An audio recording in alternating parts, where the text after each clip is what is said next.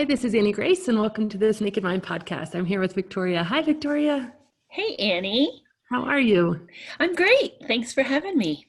Good. I'm so excited to hear your story. I've heard, bits and pieces of it, and I'm excited to put all the dots together. So, why don't you kind of take me back to the beginning for you? Where did it all start? Okay. Well, I was thinking about this, and something came to me in the middle of the night. And I know you are so gracious to have so many guests share their stories. And before I get started with mine, I just wanted to share that one of the things that I found in while drinking before I became alcohol free is that no matter what your story, and we all have a different one, but I found that a similar theme that we all share is that while we are drinking, our lives don't really align with our core values. And one of the exercises I did as I was going through the process of, deciding to moderate or become completely alcohol free was I came across a really simple quiz. It took me about 5 minutes, and it was just to figure out what are my core values. And when I saw the results of the quiz, I wasn't surprised because they are my core values. But then someone posed a question to me and said, how do those core values line up with you when you have alcohol in your system? And that was really a big moment for me. So I just wanted to start with that because I think regardless of how we got to where we are, listening to your podcast, obviously whoever's listening is thinking about their relationship with alcohol. But I think that's just a great core question that we can ask ourselves. Like, what are our core values, and how do I, when I'm in that world of drinking, how do I show up according to those values? Am I aligned with those values? So I don't know. That was just something that came to me around 4 a.m. with our wacky sleep schedules during COVID. And where is that quiz and where people can find it? Or? Yes. I can send you the link. It's a really quick quiz. There's several options. I've taken ones that are longer, but this one took like 5 minutes. Okay, cool. So we'll put it in the show notes. I'll share that link with you. Yeah. But anyway, so my story, I was born in Pennsylvania, but spent most of my life in Florida. I grew up in a small town outside of Orlando, and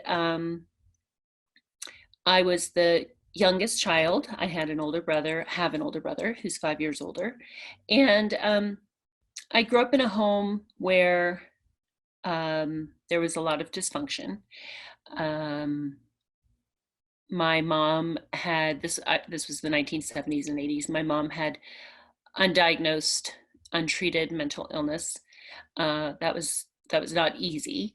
There's a long history on my paternal side of excessive drinking. So growing up, there were little things like I remember a lot of just uneasiness in my home. And, we pick up on that energy as a child and we can't always name it. But my mom, God bless her soul, she passed 20 years ago. And I feel sad that she lived in a time when these things weren't addressed the way they are today. But she was just always pretty sad. And when I came along, she told me that I was her last chance at happiness. And thank God she had me, because now she could be happy. And I was like 6. So like a lot of us, I grew up with, good girl syndrome, wanting to be perfect. If things were off in my home, I naturally assumed it was something that I had not done properly or something I could fix. So I internalized that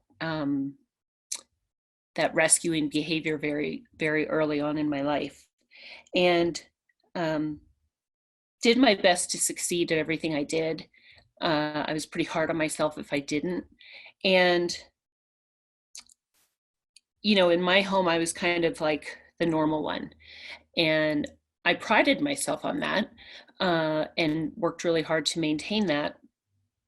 But then as I got older, when I became a teenager and just, hit my sassy teenage years and started rolling my eyes and doing my hair flip at my mom, and everything ended in the like, mom, all of that, like we do as normal teenagers. She took it very personally, and it was said and implied in almost everything she did that I was a disappointment. And she would say things like, well, now I'll never get to be happy. And when I was younger, it made me very sad and concerned. But as I got older, I got to the point where I just said, well, I don't care anymore. I don't care what you think. When I was about 15, my dad became a health nut. He stopped drinking and stopped smoking and started running. He's now almost 82 and has done, I don't even know how many marathons and triathlons, Ironmans. He's amazing. And so I wanted to be like him and nothing like my mom. So I was a dancer when I was younger, but then I got more into fitness as I got older. In my teenage years, I started doing Taekwondo like you. and So fun. and yeah, and then I remember as I got a little older in my teenage years, becoming aware of how dysfunctional and insane my family life was, because my brother was in a lot of trouble. My mom was, all over the place with her moods, and my dad was just running all the time, literally and figuratively. So I remember going into my guidance counselor's office in 10th or 11th, probably 10th grade, with a list, and I said, okay, how do I get out of here? Tell me what grades I need to get, what extracurricular activities I need to do, what leadership activities I should engage in. And they were like, okay, we suggest this, this, and this. Well, I did it, checked off all the boxes, and graduated, and I mean, burned rubber on the way out of my driveway to get to college. So I couldn't wait to get there. I went to college. And I loved being in college. And it's weird because I went there thinking that I was a bad kid because of the implication my mom had given me. But in truth, I was actually a really good kid. I didn't do anything in high school that other kids didn't do. I didn't have a drinking problem. I got good grades. I was extremely active in my youth group and everything else. But I had that sense that something was wrong with me, that I was bad. And so everything that I would do that could be considered bad or naughty, I would do in secret. So, I never felt that I could be authentic. I could never be bad. I could never misbehave. So it kind of led me into a way of living that was very duplistic, where, part of me was on the outside doing everything right, and then if something was wrong on the inside, I was either hiding it or ignoring it. So I went to college, and I loved college. I went to a big football school and did all the things, the sorority and all the activities, and I really loved that. Made a lot of good friends, and we drank the way college kids drank in the 80s and early 90s. But aside from hangovers, I never had any bad consequences. It never was something that I was driven to do. It was more just circumstantial, where, we'd be at a party and people would drink. So I graduated with a degree in dietetics and also studied exercise physiology, and married my college sweetheart.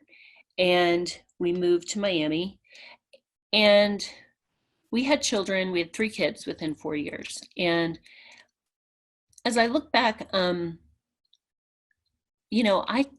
can't even recall being drunk from the time I graduated from college until my late 20s. I mean, we would, if we were cooking out, we would, open a bottle of wine, and there would be a quarter of a bottle left, and we just throw it away or save it.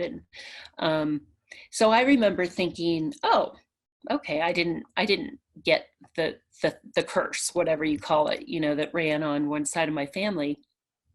I dodged that bullet. It only happens to the men. So I really gave no thought to it. I was busy with my 3 children and very fit. I was a runner, and also a trainer. And so alcohol was really not a big part of my life. Then in 1999, I'll go back 1 second. I do remember in college, during like finals weeks, that I would have a shortness of breath. And of course, back then, no one knew what that was. I just called it nerves. But I recognize it now that it was anxiety. Um, so, and I'm referencing that for a reason. In 1999, I was getting my daughter ready for school, and I had 2 babies, and my dad called. My parents were divorced by this time. My mom lived in Pennsylvania, and we got a call, and my dad said, put your husband on the phone. And I thought, oh God, what's wrong? And I thought it was my brother, because he had always been the one that I worried about the most, but it was my mom. She had suffered a brain aneurysm and was pretty much on life support. So we flew up there. I stayed for a week, and then sadly she passed away. And while I was in the hospital dealing with that limbo of not knowing if she would recover or not knowing if we'd bring her to Florida, if I could take care of her, all of those things, I suffered a panic attack in the hospital. And the doctors had to help me breathe and give me some kind of medication to calm me down. And my dad and I would try to go for a run together up there, and I found that I couldn't catch my breath.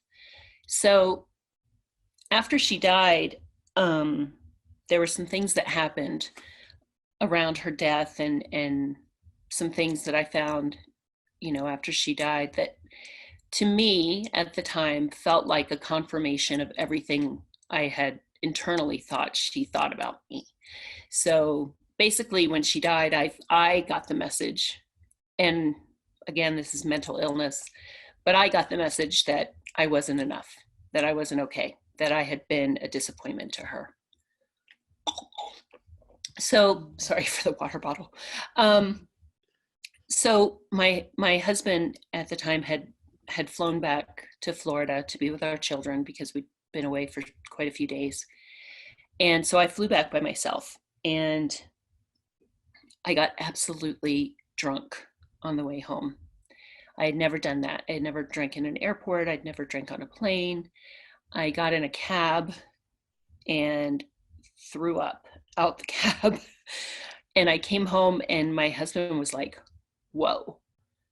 He hadn't seen me like that. And I just remember crying and saying, I'm broken. Something broke.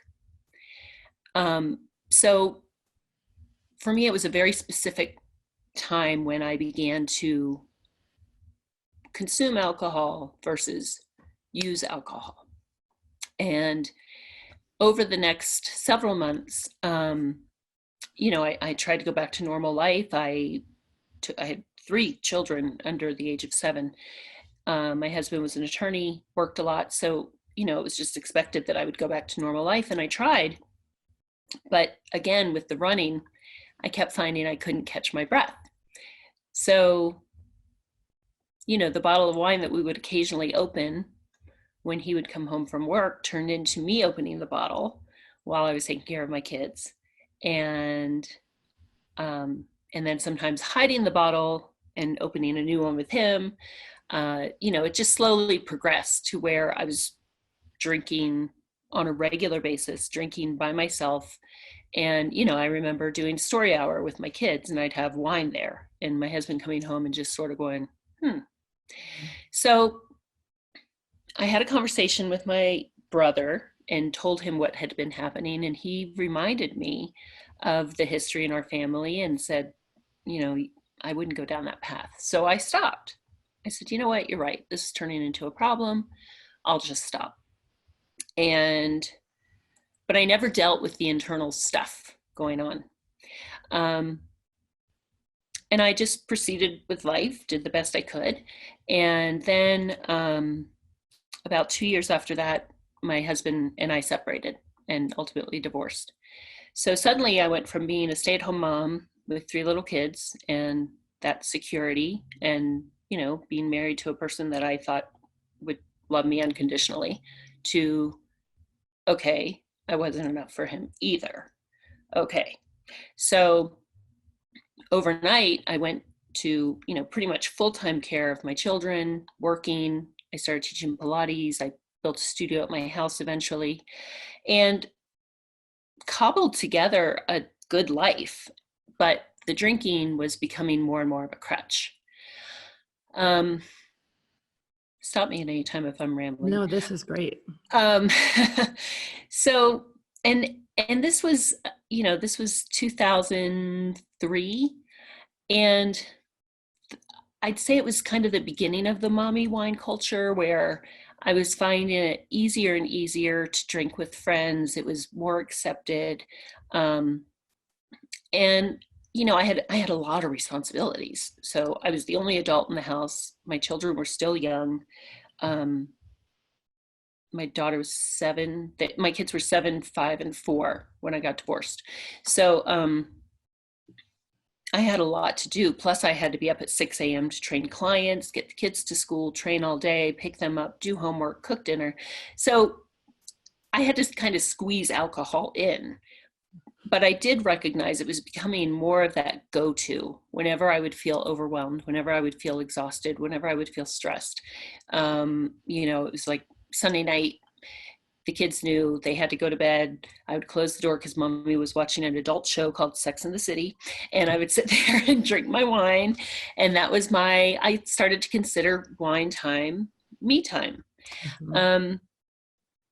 And again, it just sort of, there was that little voice in the back of my head, like, this doesn't really align with who you are and what I do for a living. I'm a nutritionist and a fitness professional. And here I am teaching people how to eat and how to exercise, and I'm drinking too much wine. And when I say too much wine for me, I knew it didn't fit with who I was. Right.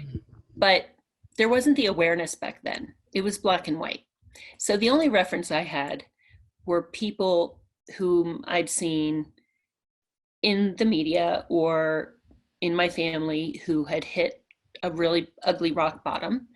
I didn't know what alcohol dependent females could look like. I thought they were the moms who, didn't cook healthy meals for their kids, and their kids had, dirty feet, or didn't go to the dentist for their cleanings. And, I'm like, I'm fine. It's just, that's my kind of, like, I used to call it my wubby, like, that's my thing. I do everything else right. But over time, as I knew it was becoming more of an issue, I went back into that kind of secretive hiding it, like, I knew it wasn't aligned with who I was. So I started to be more secretive about it and not be as honest about how much I had had or something like that. And again, that goes back to, learning as I was growing up that if I wasn't perfect, then I was bad. And that had to be hidden. That was not okay. And that was not allowed to be talked about. So I would go to therapists and I would, try to work through all my mommy issues and all the things. But like a lot of us, alcohol consumption didn't really come into the conversation. And, of course, back then, before I listened to your book, and I've learned other things, but, I didn't realize what alcohol was doing to my brain, even if I wasn't getting drunk all the time. I didn't realize what it was doing to my brain and how it was depressing me. So I just kind of went on. I ended up getting married about 4 or 5 years after my divorce, and quickly became pregnant. And we have a beautiful 12-year-old. And when I was pregnant, of course, I didn't drink. I felt okay, but I did notice it was different than my other pregnancies, where I did feel a little deprived and a little like, I miss my wine time. And that was another red flag. And then as soon as my daughter was born, I treated myself to, champagne and mimosas and all the things that you do. Not while I was breastfeeding, but after I was done nursing. And by that time, and I've talked about this before, I had my first 3 kids in the 90s and my fourth child in 2008. And there had been a paradigm shift in the mommy wine culture. So when I started going to activities with my youngest daughter, there was wine everywhere. Everyone seemed to be doing it. So I thought, well, this works for me. And it also took the lens off of myself, because I was just comparing myself to everyone else's external presentation, the way that they presented themselves drinking, and I seemed to be on par with them. So I didn't give it a lot of thought for a while longer. But then I was just noticing as time went by that, the anxiety kept increasing. My kids were now becoming teenagers. So I had 3, you think having 3 little ones is tough. 3 teenagers was crazy. They were in 4 different schools at one point. Wow. And they all had their own battles and their own crises and things like that. And I remember thinking, I need to work on this drinking thing. I need to get this under control. But I kept getting hit by these waves of drama, of family stuff, of whatever it was. So I just kind of felt like I was paddling and sinking. But it was kind of on my list of things to do, address the wine thing. But I just felt like there were so many other things that needed to be addressed. Well, of course, drinking wasn't doing me any favors in finding solutions to anything, but I thought it was. And I mistook, trying to fix my children I mistook that for love. I thought, well, I love them so much I can fix them. And then of course you can't control other people. So I'd get more frustrated. So that just kind of went on for a while, and I would, stop, and then I would start again, and then I would stop, and then I would start again, and then I would moderate for a long period of time, and then I'd find myself sloppy. And it was just going on and on and on. I had teenagers. I knew I wasn't modeling appropriate behavior, but everyone else seemed to be doing it too. So when my 3 older children had graduated high school, we decided to move out here to beautiful Colorado and raise our daughter in just a different environment. Miami is beautiful, but a difficult place to live with the crowd and the heat and the hurricanes and the mosquitoes. So we came out here, and, the drinking was easier to manage in many ways because the culture out here is different. I didn't have friends who drank. I didn't do girls' wine lunches, anything like that. But I still found, I call it my default button. It was like whenever I would come into a situation that I didn't know how to handle, I found myself defaulting to that, to what I thought was alleviate the anxiety. And it didn't work. So again, I was back and forth with I was on it, then I was off it, I was on it, I was off it. But it kept making me feel worse about myself and physically. I was entering perimenopause. I, just all the things, starting to have trouble sleeping, and that little pooch in the middle of your stomach that is always there, and just all the things. And I knew, again, like I said at the beginning, it just wasn't aligning with who I was as a person. I was much more reactive and overly emotional.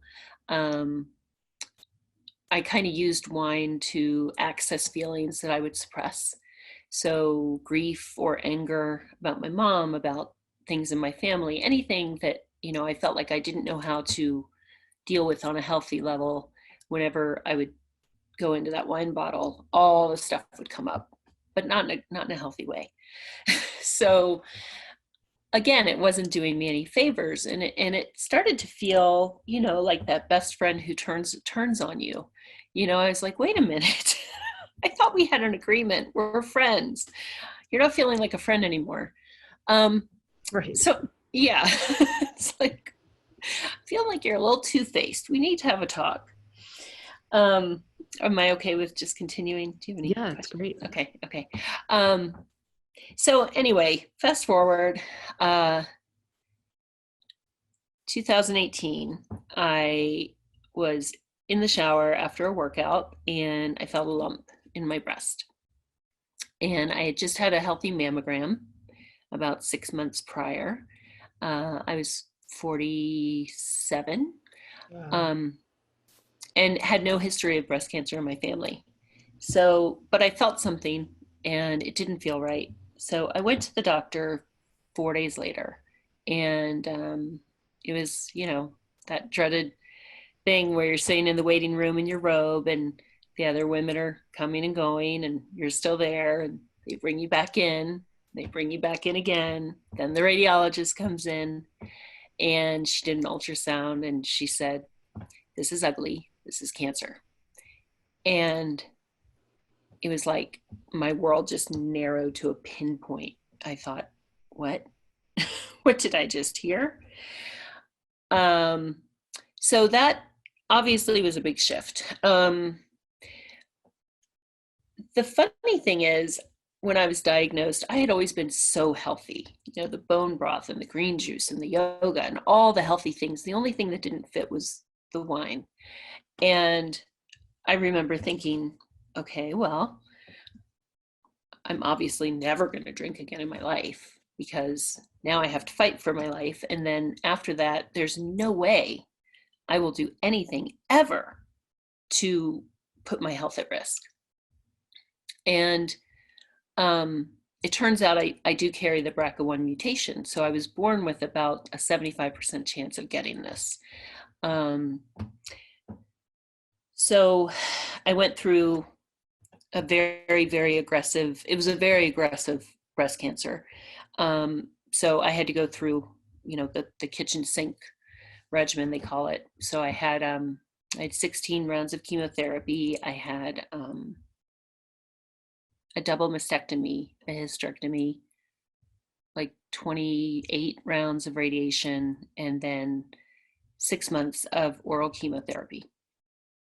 So to say I was wiped out is an understatement. It was a really, really tough time. I developed sepsis at one point and, was in the hospital for 10 days. I developed cellulitis after my mastectomy and was in the hospital for 3 or 4 days. And, when I was in the battle, and this is what I realize in my life, is that when I'm in the battle, I show up and I fight like nobody's business. But I don't deal with the aftermath very well. So what I found was, after treatment, I was absolutely beat up and I had a lot of expectations of myself and what my life would be like after treatment. And when my reality didn't match my expectations, I fell into a really bad depression. That's kind of when everything hit me, hence the name After the Crisis for my podcast. But I feel like after we go through something like that, society and ourselves, we put a lot of pressure on ourselves to be a certain way, or to have a period of time where you're not okay. Well, it's okay. She just lost her husband, or she just went through a divorce, or she just had cancer, where it's okay to not be okay.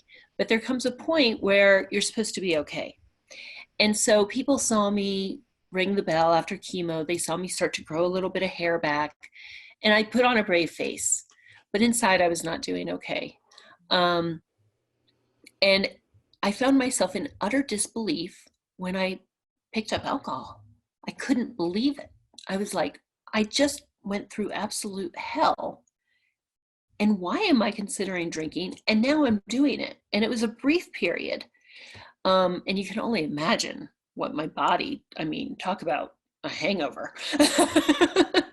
My body had just been beat up for a year and a half and I drank. And the shame that was attached to that. And nobody knew except my husband and my oncologist.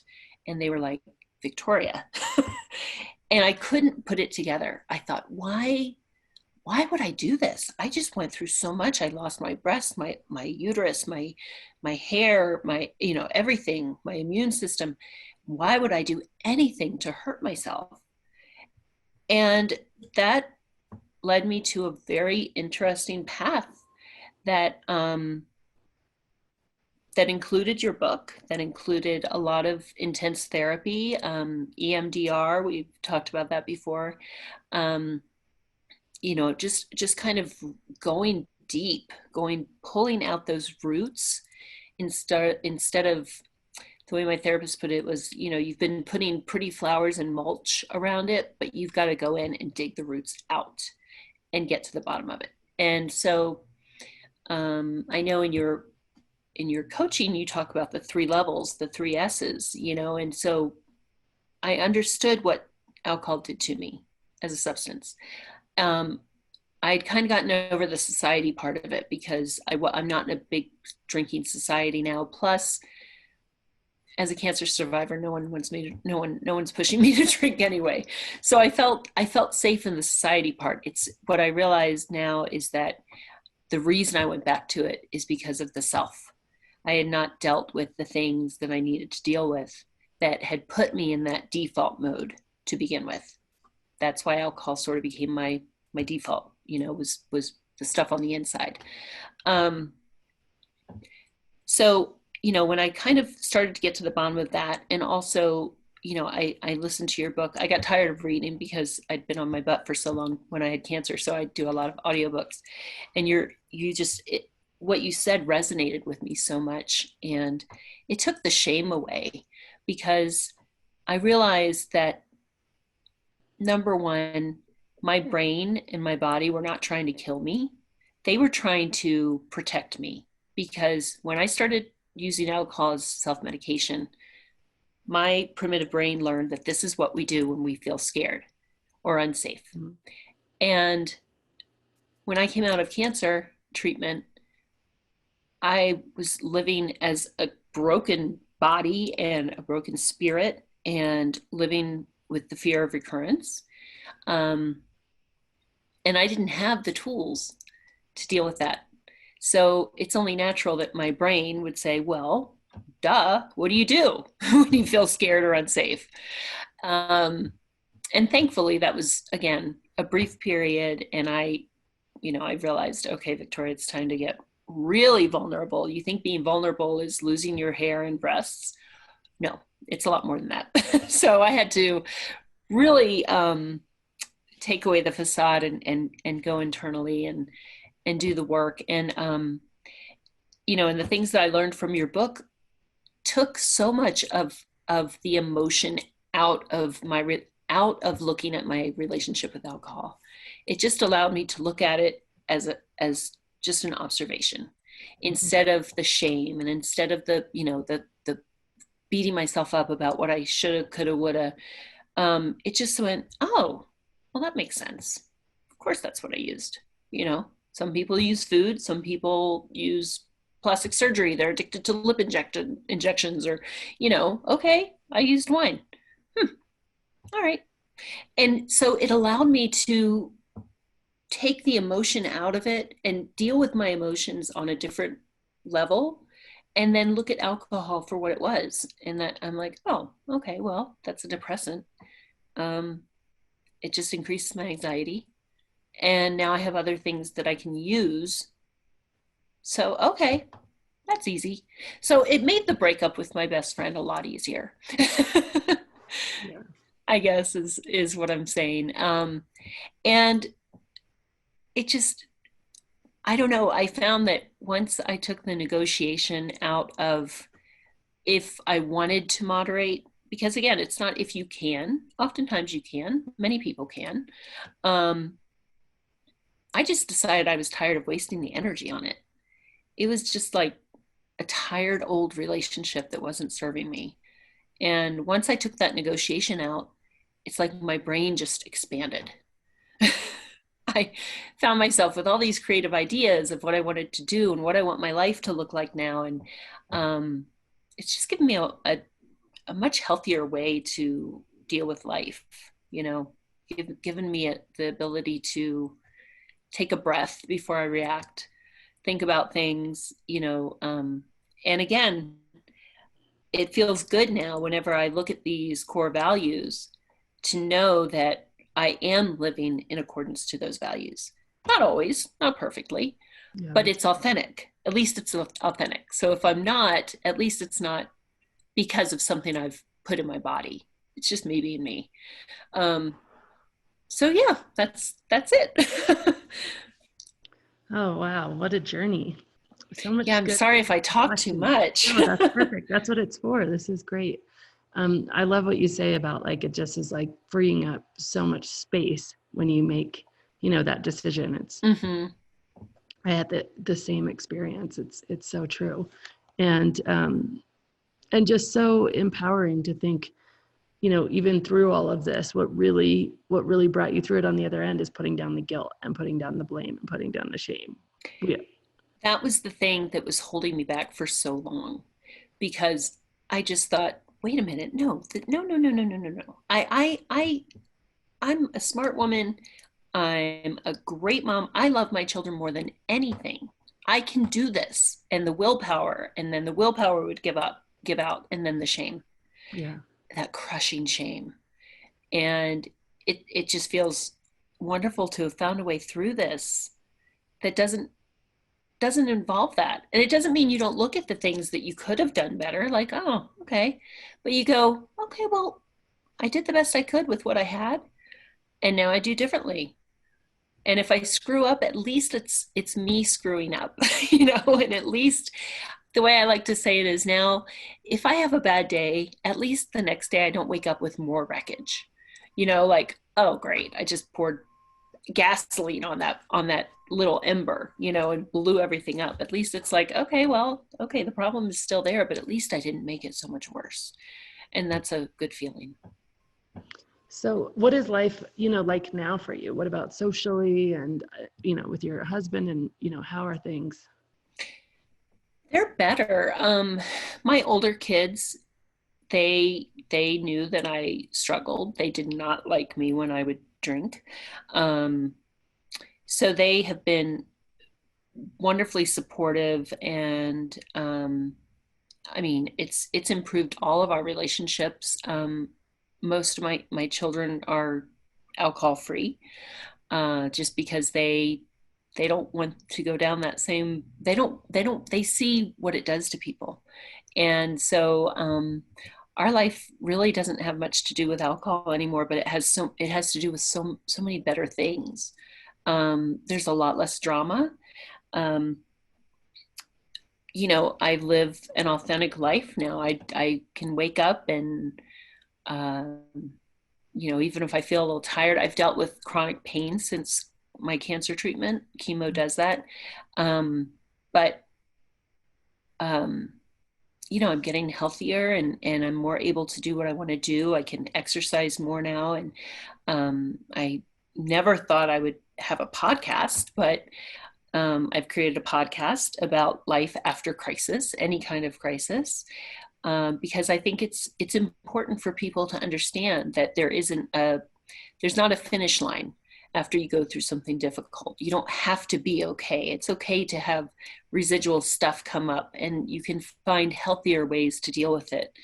Because what I found in my cancer groups, and just in my different interviews, I've interviewed all sorts of different topics, is that many people fall into these maladaptive behaviors, these maladaptive coping skills after they've gone through something, because they feel alone and they don't know how to deal with it. And they feel like they should be over it. They should be fine. They should be grateful.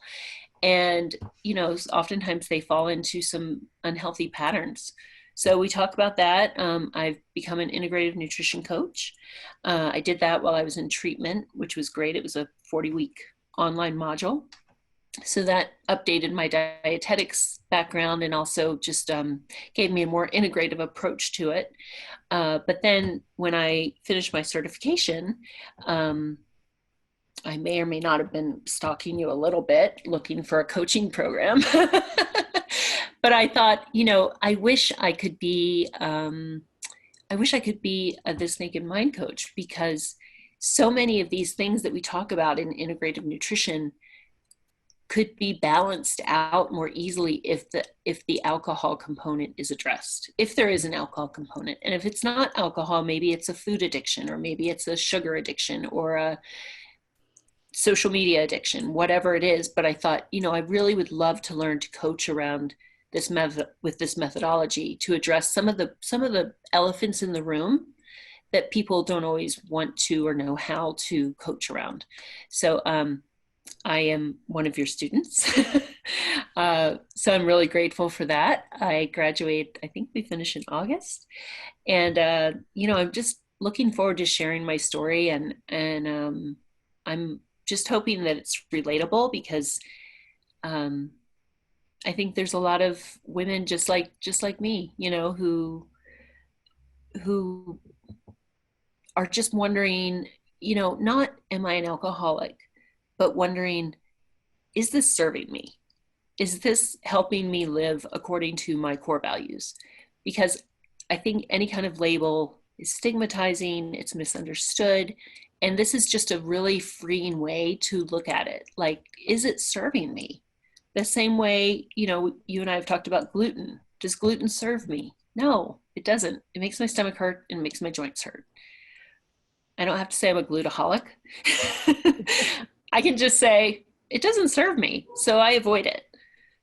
And it just makes it so much easier. It takes the emotion out of it, and you just make some different choices. So yeah, life is pretty good right now. That's so awesome. So where can people find you if they want to find you or your podcast? Yes. So my podcast is on all the major platforms. It is called After the Crisis with Victoria English Martin. And my website is victoriaenglishmartin.com. That's so awesome. So Victoria, for our last question, will you tell me, if you were going to go back in time to Victoria, who was, struggling and in and out of the treatment and, had everything else really together, but this one thing, what would you tell her about how it is for you now? Oh gosh. I would say,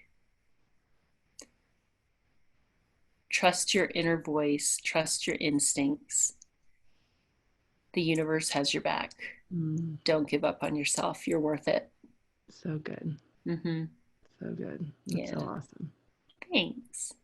Wonderful. Thank you so much. It's been really a pleasure. Thank you. Well, thanks for letting me share. I hope it helps others who are listening. It's awesome. Thanks, Annie.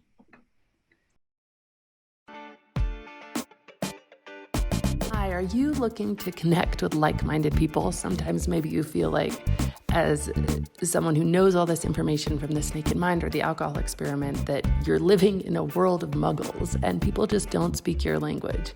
That is why I created The Exchange. The Exchange is an online community where we meet face-to-face, live video calls multiple times a week with people from all over the globe, just to connect, to have somewhere you are seen and you're heard and you feel less alone, and really that you can give back and get the support you need.